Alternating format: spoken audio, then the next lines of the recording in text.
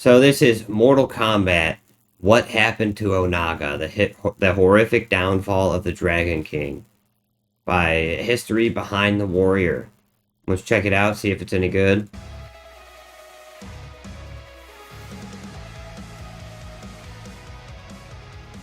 Hello everyone, it's History Behind the Warrior, and as always, welcome back to yet another Mortal Kombat video on the channel. Now with us still winding down from the insanity that was Mortal Kombat 2, don't worry, we'll still be touching on it again in the future. Haven't seen it. Especially with all Not of yet. the news kind of coming out in the post-release regarding who and what might be coming next. Today, I thought that would be a great opportunity to go back to our normal regular upload schedule, my What Happened series, where we take a particular well-known and well-regarded character in the series, briefly break down their history from their highs to their lows, and then piece together their very scattered and in this case, very complicated history. For this will then allow me to narratively... I'm actually super hyped on this one because this was the whole period of time that I was the most into Mortal Kombat, was the Deadly Alliance, Deception, Armageddon trilogy. Like, those were the three peak of Mortal Kombat to me. Even though if you go back and you play them, it's very stiff. Like, the controls are super stiff. I just feel like if they would have iterated on that and the whole, like, weapon switching and all of that, it would have been more for me. I feel like, and in the vast character roster and the character creation, that was all really sick to me. Explore how this character could have been handled or been adjusted in Mortal Kombat. Now, I'm not gonna lie though, the new Mortal Kombat, the story is tight. The story is so good, and they have really changed the game for fighting games. My problem with modern fighting games is they start out with a small roster, and then instead of unlocking characters or just coming out with a big roster, you pay like $10 per character, $5 per character. And now, especially with like Street Fighter, where they take away half of the good characters and then they put them back in for $30, you know, so you can get, you can get Sagat and you can get M. Bison and Akuma, and they each cost $30 because they come in different packs. And it's like, well, why weren't they just in the base game? It's like, so we could charge you more for them, that's why. I don't know. I don't like the way new fighting games are going, and they wonder why people don't want to buy them and play them. It's like, well, Street Fighter, for me, I love the mechanics of the new Street Fighter, and I love the way it plays. But then every time I'm online, I'm like, who am I playing against? It makes me not even want to play the game, because half the characters are brand new, and I don't know them. And there's only like 20 characters in the game, and they're all just, I don't know, they're just kind of annoying. That's history. And today, we're going to be touching on a tremendously infamous character in the series. And a figure that's honestly had the highest of highs and the lowest of lows, as his infamy from the 3D era cannot and should not be understated. I'm of course talking about Outworld's original ruler, the Dragon King Onaga. Yeah. Now, of all of the characters I've kind of touched upon in this series, Onaga's arguably been a character that's had the most untapped potential, as his accolades and title alone naturally puts him on quite a pedestal. And even then, he didn't really reach his apex up until the events of Mortal Kombat. I'm telling you guys right now, I think that the next game they do, with everything they've been doing, I think the next game they do with Mortal Kombat, they're bringing back Create a Character, and they're bringing back Onaga as well. I do think that that's going to be a thing. Now, will you be able to play online with your Create a Character? I really hope so. That's another thing about Street Fighter 6 that they really fucked up. So it's like they give you this Create a Character function, but you can't actually fight online as your created character. You can, I mean, you kind of can, but you can't take him on to like the actual just regular fight versus people thing. It's, oh god, that's really annoying to me. His place as an infamous icon of that era, really to be seen as one of the villainous faces that rival Shao Kahn. Yet, since his inception, Onaga's really struggled to fall back into the public light. Why make a Create a Character for a video game if you can't play as them?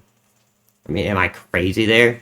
Like, yeah, they have the single player story mode, which is just basically slopped together and honestly not that good. And the story to it is like haphazard at best and barely happens at worst. I don't know. And that's the only time you can really play as him. Or you're in this weird arcade world and you can like challenge each other as people. But like, I just wish that if you have creative characters, you should be able to take them just like all nine versus each other. Soul Calibur did that, and they had it right for years. I don't know why they can't do it. And the problem with Soul Calibur, the reason that game's dead, people would still be playing the new Soul Calibur to this day if it had crossplay. But nobody plays it because you can't find a match because there's no crossplay.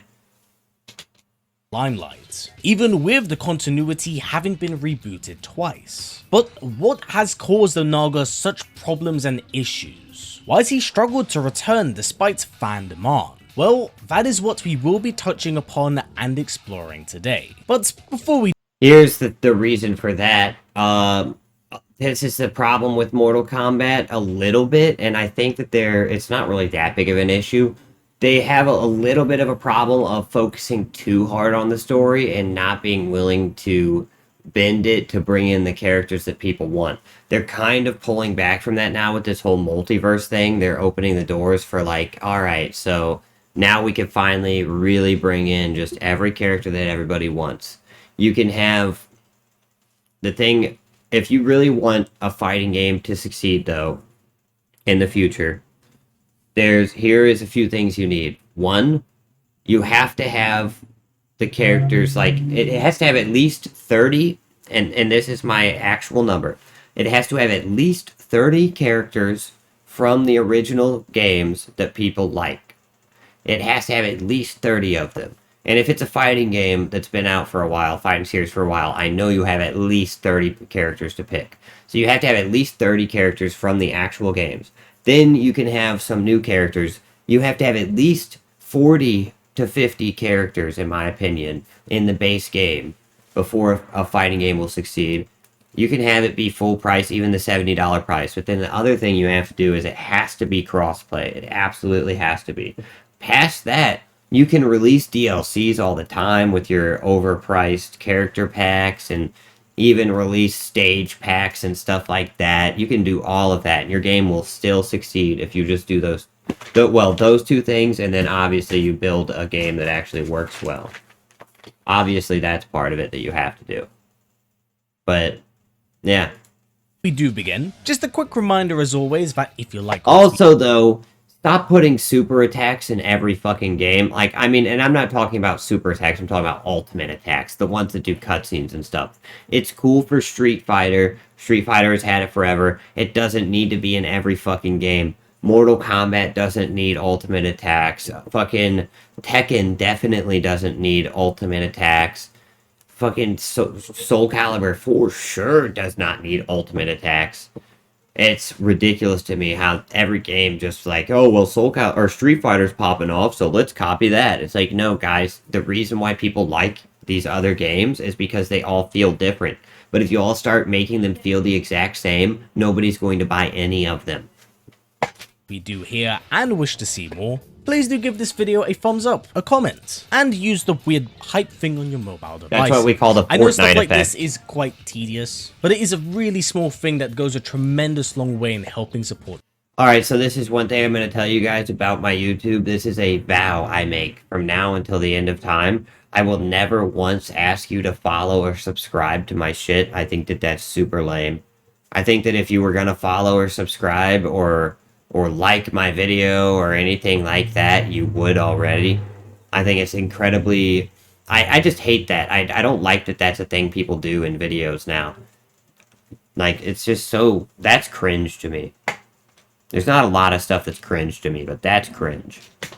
The channel, as any and all engagement does appease the YouTube elder gods. Thus, with that said and covered... Also, that's actually another thing. Wow, he hit me with 2 cringes right in a row. Another thing that's cringe to me is whenever people beg for likes or something like that, and also, how far are we into this video? 2 minutes. We're 2 minutes into this video, and he's already asked you to like and subscribe before you even know if it's good. And he then also tries to appeal to your sympathy by bringing in the YouTube algorithm. These are 2 things that I do not like. Covered here, let's just jump right into things, shall we? And to do this, we do have to first really touch on the overall narrative significance of Onaga to that of the Mortal Kombat mythos. Because whilst Onaga himself did make his initial series debut in Deception, Yeah, it he would did. be revealed throughout this installment just how significant he was to the series. And that whilst through Mortal Kombat 1 to Deadly Alliance, Shao was seen and framed as Outworld's definitive ruler, he was not its first, for that title and mantle would fall upon Onaga.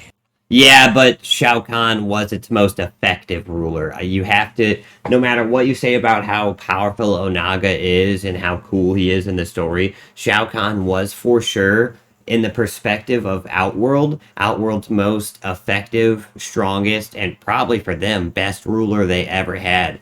Because if you're an Outworlder, he expanded your territory, gave you new stuff, like all kinds of shit. For everybody else, it sucked, but for Outworld, it was probably pretty tight. Himself. It would be through his divine heritage as a dragon and uncanny talent with necromancy, from which Outworld's empire would be built and formed, uniting its lands together under his banner. Yet, Onaga's own thirst for power couldn't simply be quenched through conquest, but instead that of immortality. For at some point in time, the Dragon King— That's actually the folly of many fantasy gods, or not fantasy gods, fantasy like high lords, and why they never hit their peak. Cetra has the same problem, where Cetra actually is like kind of stated that he could have taken over basically the entire world during his lifetime. But the reason that he failed at it is kind of like, it's not fully stated, but it's like halfway mentioned that the reason why he was never able to take over the entire world in Warhammer Fantasy when he was alive is because he was so focused on immortality that it distracted him from his conquest. himself bared an incredibly deep interest in gaining eternal life, to live forever alongside his unstoppable army. Yet before these dreams and wishes could ever take shape, Onaga would be slain, usurped and poisoned by his own advisor, Shao Kahn, marking the supposed end for the Dragon King, at least physically, though the means are yet to be truly explored in the canon. Onaga's very presence and being would continue to thrive into that of the afterlife, taking a spiritual form under the alias of the Mashi, plotting and planning his own return, as we'll soon see. But the very existence and presence of Onaga really opened up the world of Mortal Kombat in ways that hadn't been previously explored or really understood. What I mean is that when you actually think about it, is that without his death and end, we wouldn't have had Shao's rise to power, where the conquest of realms would ensue, and the Elder Gods themselves would create the Mortal Kombat tournament. So in many ways, Onaga's inclusion is quite ingeniously interwoven to the lore and canon,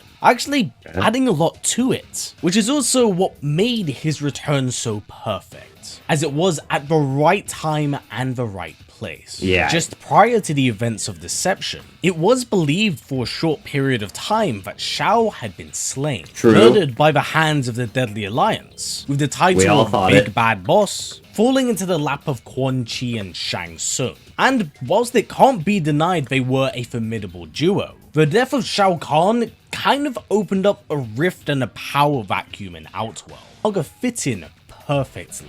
And the Dragon King's return in his own right was a downright meticulous one, spanning decades as he groomed a very young and impressionable Shigenko under the guise that he was serving the gods, fooling him every step. Which is also why I believe that the old saying, the enemy of my enemy is my friend, is actually a incorrect philosophy.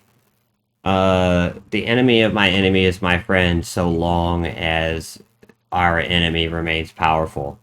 But the second that our enemy is no longer powerful, then we might be enemies ourselves afterwards. It's possible.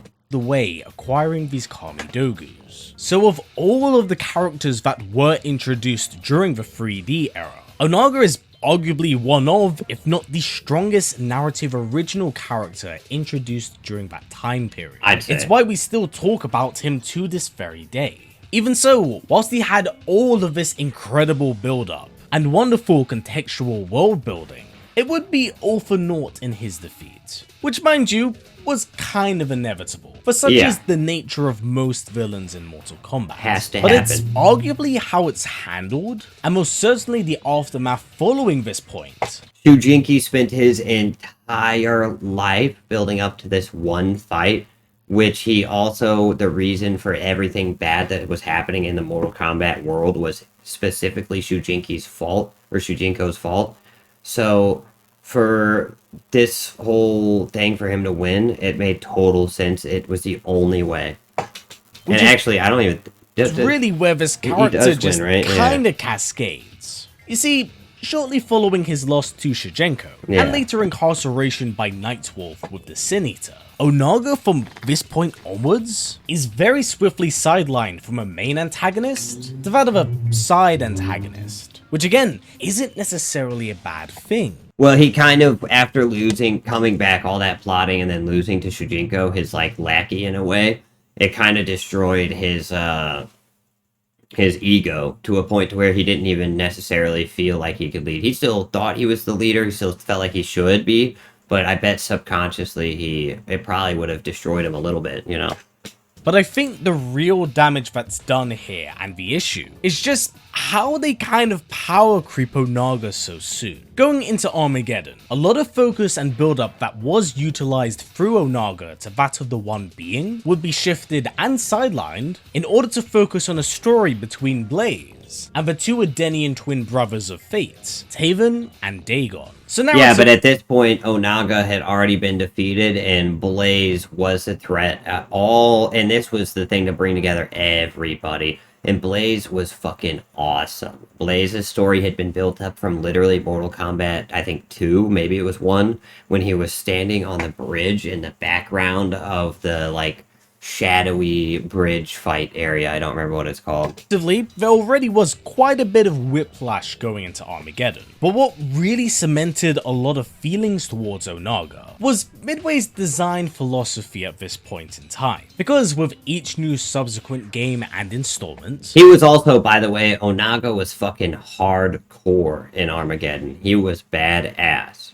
they did feel like they were compelled to introduce a new boss that was designed to be bigger, badder, and stronger than the last. Yeah. So the second that Blaze was introduced, Onaga was kind of immediately power crept out the picture. One of the biggest disservices here is during his confrontation with Shao. Well, you have to remember as well that Onaga had already lost to Shao Kahn. Prior to the whole history of the world, Onaga had already lost to Shao Kahn. So at that moment, that shows that they were already on a similar level. And then, you know, centuries had passed, or millennia, or however long it's been, and Shao Kahn has only grown more powerful over that time, and so has everybody else in the world. So Onaga comes back into a world where he used to be the most powerful being, but now he's just another one. He's just another one of the people, because, like, you know, power creep happens in real life. If you were to take a medieval knight and have them walk out on a modern day battlefield, they would die immediately because they'd get hit by a drone or shot by a gun. Like, power creep happens in real life, especially if you're locked away in you know, dead or whatever, almost dead forever and ever, you know.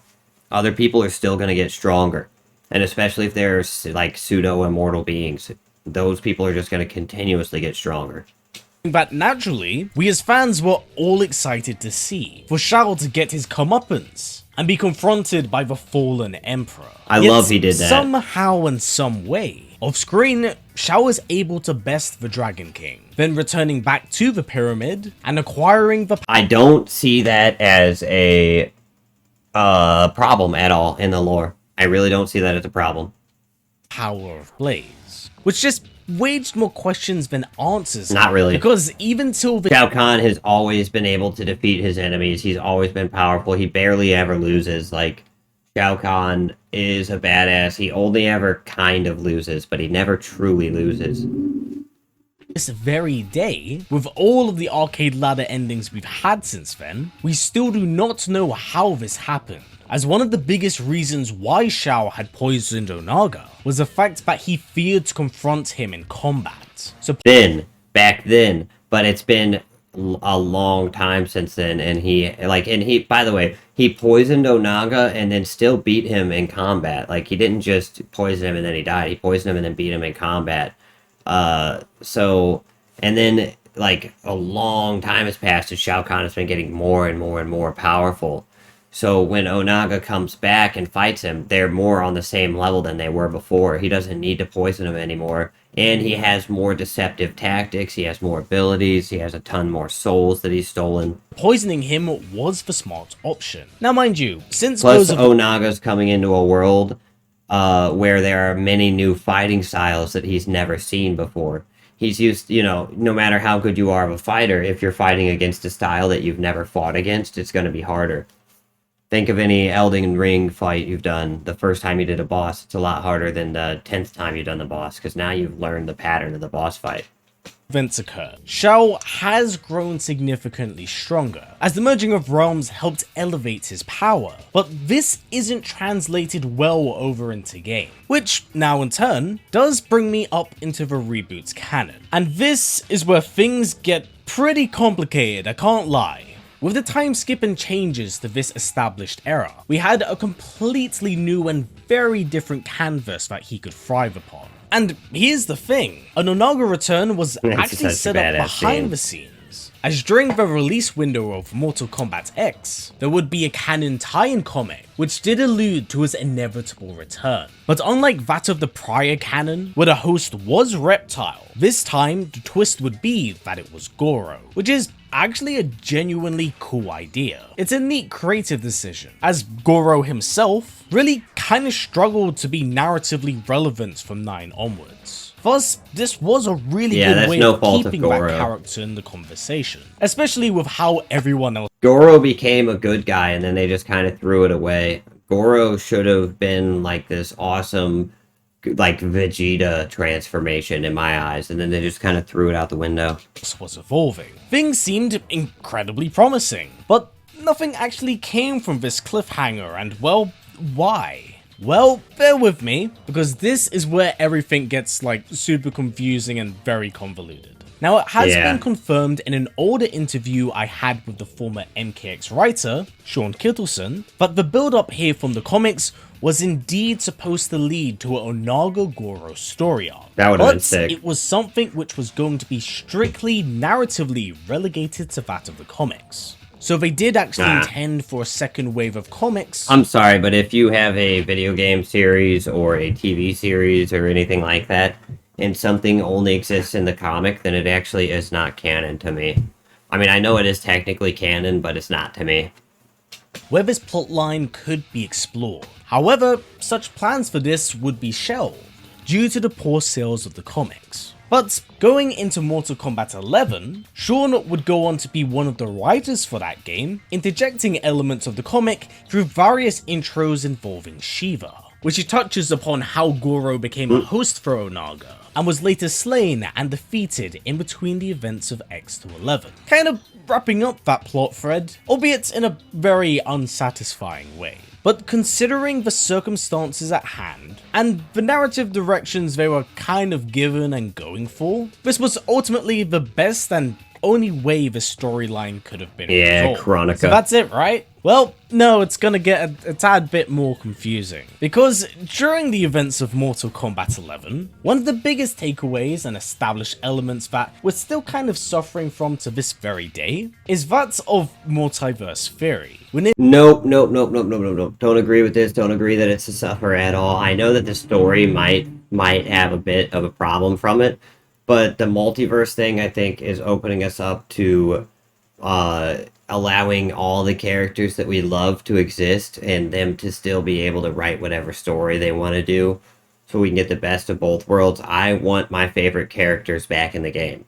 I want them as they were. I want those characters back. I don't care that it has like a ludo narrative dissonance to it. I want them. I want to play as them and versus them. Nearly each and every outcome in canon is possible, like arcade ladder endings as an example here. It was a very ambitious idea, but with that in mind, despite that idea being established, about a year or so later after MK11's release, it would be confirmed that the initially canon-released MKX comic books were now, well, no longer canon. Hence why it started to get also confusing with what was canon and what wasn't, what's established and what isn't. Now, truth be told, this may have been done due to the fact that Kittleson would leave the studio, and he was the only writer and creative mind behind it at the time. But still, it doesn't make it all probably any didn't less pass on his confusing. ideas. Which now takes us onto the current canon and run in the new era with Mortal Kombat 1, where Onaga has finally returned. However, it does not seem like Liu Kang's take on the Dragon King is one that we're familiar with, strictly relegated to that of arcade ladder endings. The Onaga we do have here looks to be far more feral. No, I think Onaga is being brought back. I think in the next game he's going to play a huge part.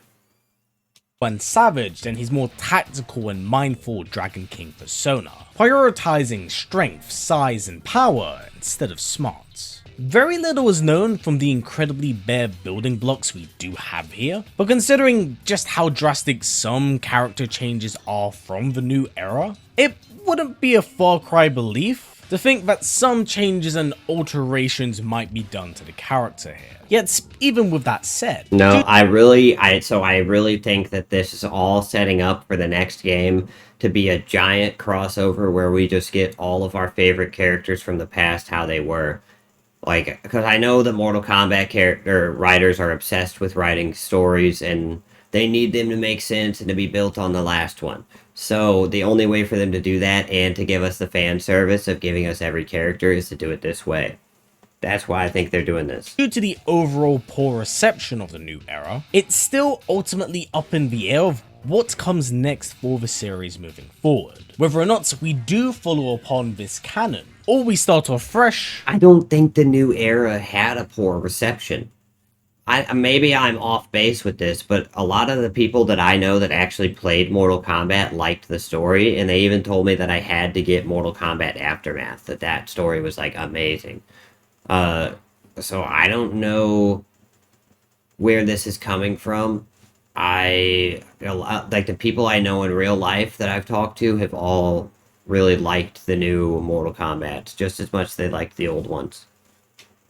Everything's just kind of up in the air now. So really, where did this character begin to spiral before inevitably winding up in a freefall? Well, I believe that takes us to his first inevitable defeat in Mortal Kombat Deception. And for the most part, I would actually keep this all the same. Whilst I admittedly find it to be a tad bit cliche, but it's kind of a pseudo the power of your friends will take you out with one big This is where they got the idea for the Rise of Skywalker. Whenever Rey beat Darth Sidious, they got it from Mortal Kombat Armageddon or Deception. Was this? I think this was Deception. It might have been Deadly Alliance. Super Punch. In context with the rest of the game's story mode, it really does work here, as it's from the power that Shigenko was gifted to him by Onaga that would be the very thing that defeats him. So in that regard, it's actually kind of poetic. But in my opinion, what I believe should have been the true determining factor of Onaga's fate was his incarceration by the hands of Nightwolf. You see, during the events of Deception, beyond Shigenko's story and quest for the Kamidogus, in the background, Nightwolf had come to learn of Onaga's return, and knowing of the danger and threat he posed, the shaman underwent an ancient and dangerous ritual known as the Sin Eater, a volatile form of corruption magic that allowed Nightwolf to bound Onaga to the Netherrealm, temporarily sealing the beast away until the events of Armageddon, where he'd be freed from his shackles. And it's here where I would put a bit of a spin on this, and I'd have two different consequences from the events of Deception. One is that Onaga being imprisoned to the Netherrealm didn't just seal him away to that realm, but also merged his soul, spirit, and being with it. So when he was freed and severed from the Netherrealm, he would in turn lose a portion of... No, I know what he's saying here, but I just disagree. I think that the thing is, if you're gone for a long time and you come back, the people are gonna have still grown. If you were like dead, like you're locked away and you can't get any stronger, and you're not getting any weaker either, but you can't get any stronger, and then you come back in the same form that you were or thousands or however long it's been years later, you're gonna be you're not gonna be as overpowered as you were. It's like coming back to an MMO that has vertical progression. Eventually you're going to come back, and that gear that you had that was top class gear, that was like the best gear you could get, it's going to be outdated and it's going to be useless eventually whenever the new expansion comes out. So that basically Onaga came back like 6 expansions later with the same gear that he had on, you know? Of his power, somewhat justifying why he's working with the likes of Shang Tsung, Quan Chi, and Shao Kahn later down the line, whilst also elevating the likes of Nightwolf, showing just how strong and powerful he is by undertaking this ritual alone. It complements both characters here, and makes a lot of sense for both sides. And option 2 here would actually be his separation to that of the Kamidogus, where I'd have it so that upon being cut off from their power, there'd be a sort of whiplash that would negatively affect him, showing the consequences in the hunt for power. But I do feel like it does work to the benefit of the character. And the funny thing is that, narratively, this idea and concept could have very easily been explored and explained in like an arcade ladder ending, justifying not only his current position in the universe, but also why he was in the pursuit of Blaze, to restore the power he had once lost. Which of course now does take us to the reboot. And I'm gonna be so for real with you guys, I'm kind of glad that Onaga wasn't really utilized properly here. When you really look back at it, and how I've put everything into perspective, you kind of see just how scatterbrained it was all handled. I like the Mortal Kombat games. I liked 9. I liked 10, 11, and Mortal Kombat 1. I've had fun with all of them. I like the crossovers that they do. I've been having fun with Mortal Kombat. I don't know. The stories have been fun and good. You're not supposed to take a Mortal Kombat story too seriously. You're just supposed to have fun playing it and watching it. And everything, everything is made to give a reason for a fight to happen. So, like, you don't need to take it too seriously. I have really enjoyed the new Mortal Kombat as a lifelong Mortal Kombat fan. I don't know. I kind of disagree with what he's saying here. I get his perspective and he's allowed to have his opinion, but I've liked it. And I think the only thing I don't like is the fact that the story has gotten in the way of allowing us to have the characters that we grew up with and love. That's the only thing I don't like about the new directions that they've been taking. But again, they've been correcting that with this new multiverse thing that I hope leads in the right direction. It's both convoluted and contradicting with how certain elements and ideas are handled. There's a clear lack of an overall vision, and that's arguably the best reason why I'm kind of glad that Onaga wasn't properly utilized there. Plus, I know for many fans, whilst the idea of Onaga's setup was indeed genuinely super cool, and Here's the thing about the Onaga setup too in the multiverse. So Onaga to the Outworlders is this like badass. He's like some crazy dragon man who everybody's scared of, and he's this like ancient ruler and all that stuff. But to Liu Kang, Onaga doesn't really exist. Onaga is basically a side note. So in this new multiverse, in this new universe or whatever that Liu Kang has created that's perfect for him, he could have forgotten or just not even thought about Onaga, allowing Onaga to become this other entity that's even more powerful now, you know? Like, these are things that I just think about. I really like the idea of Goro being a host for Onaga. I simply don't believe that many fans would be satisfied for this character's return and reboots to take place in anything that was outside of a game. And if there was ever a time and opportunity for this character to return, it would have appropriately have been Mortal Kombat Nope, 1. nope, As couldn't so have been. many of Liu Kang's Could not have been 1 because 1 had so much going on already, and setting up the new universe that if they muddied it with introducing Onaga back into the story, it would have been too much. It was already a little bit too much with how they had to do everything, but it was good. But I just don't agree. They should not have brought Onaga in here. adversaries had been neutralized here. So it did open up the canvas for Onaga. Because when you think about it, Onaga's actually one of the very And Liu Kang's adversaries had not been neutralized here because there's 2 canon endings to the previous game. One where Shang Tsung wins and one where Liu Kang wins. So there's actually 2 alternate universes side by side. The Liu Kang universe and then the Shang Tsung universe. And they end up colliding and fighting each other and corrupting each other and all this. So, like, no. villains. But Liu Kang historically has never quite had the opportunity to interact with. The two haven't crossed paths in canon officially. Plus, with the inclusion of the Undead Army, as well as the Mushi again, was the perfect segue and build up towards this. Don't agree. Would it have been predictable? Yeah, sure, I can agree with that. But I'll put it like this. Do you take Onaga-inspired storyline, or multiversal slugfest? I would personally choose option A. And This is a fighting game. All right, I want this to be understood. The main purpose of a fighting game story is to set up badass fights, not to be a great story. And if it's a great story on the side, then that's good. And the story was fun to me. It was fun. But the main purpose of a fighting game story is to set up awesome fights and to bring out the characters you want to play as. So, the whole multiverse thing, I think this is one of the only times that I'm actually okay with it in pop culture.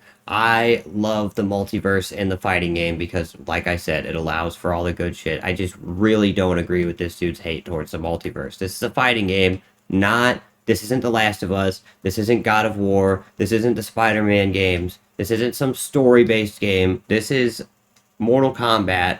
And the main purpose of it is to be a fighting game with cool characters that you want to play as.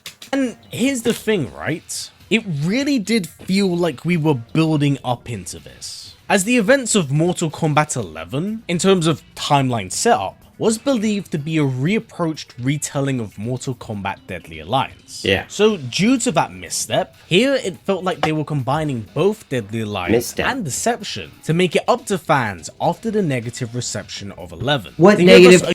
I don't remember this at all. Am I crazy here? I don't remember the only negative reception that people have been giving towards fighting games is the fact that they've been nickel and diming us for every character and the characters that we want to play as and taking out our favorite characters. That's the negative reception they've been getting. And the more they give us our characters back and they give us more characters in the base game and things like that and better netcode and stuff like that, the more we like the game. I don't remember this negative reception at all. I remember a lot of people loving Mortal Kombat 11. A unique and very twisted take on how the Deception storyline unravels. And for the most part, it's actually really cool. But instead of following through on what many had wanted, they chose to double down on the multiversal elements. Nope. Much to the dismay and scorn of many fans. Who? And whilst I cannot lie, I myself am excited for the next big story, it's hard to naturally not be a little bit hesitant with how this is handled moving forward, as the expectations for this are naturally quite high. Now, I hate using this term as it's been used to death, but I couldn't really think of a modern MK figure with as much unbridled potential that has been as squandered and as wasted as Onaga. No, it's not squandered and wasted. It's set up. It's all built up to Onaga showing up as the final villain in the next game. Onaga is the overlooked adversary, the one that Liu Kang, the one that he never even thought about. So after he finally defeats his enemies and he thinks that he's set his world right finally and he's got all this power, Onaga shows up. But Onaga doesn't just show up as Onaga. He shows up as a super powered version of him, one that was overlooked by the gods of balance and time. You know, That's where it's leading in my eyes. Fan Now, if they missed that, then sure they missed on the story. But that's, I don't know. We still got another game to wait for that, I feel like. favorite figure that has been desired time after time. Yet we've continued to tragically kind of scrape the bottom of the barrel and get the bare minimum with him. And whilst a lot of my changes here are fundamentally useful in helping save a lot of this character's presence and awe, Don't at agree. this point, it's hard to not feel like he's simply slipping into more of that of myth and legend than be an actual character that fans wish to see. So Yep. with that, So whenever he slips into the vat of myth and legend, and then he finally shows up, it's going to be that much more powerful. You don't need to use a villain every time. And Onaga, by the way, is not some character that, like, people are truly foaming at the mouth for, like this dude is making it out to be. Onaga is a character that has showed up in, I think, 2 games, like maybe 3 out of the whole series. Like, he's not some namestay, some mainstay or whatever the phrase is for it of Mortal Kombat. He is a very important character and he's really cool. But to say that he has to be in every game because he's so important is not really true when it comes to the actual, like, roster aspect of it all. that said and everything covered here, I now raise the question to all of you of, what are your thoughts on Onaga here? How would have you liked to have seen him been handled? Would you like to see him return in the future as the next big bad? Yep. And of course, my final and last big question here, who would you like to see return as the host for the Dragon King? Reptile or Goro? Neither. I want it to be Kotal Khan. I think that the way they've been setting it all up and Kotal Khan actually being a good but brutal leader and everything, I want Kotal Khan to show up as the vessel of Onaga. Realistically, that's what I'm looking forward to. Again, please do let me know, as I'd absolutely love to read and hear what you all have to say, as I imagine everyone's going to have very different thoughts and opinions and feelings on this discussion. Yep. But until the next one, everyone, that has been it for me.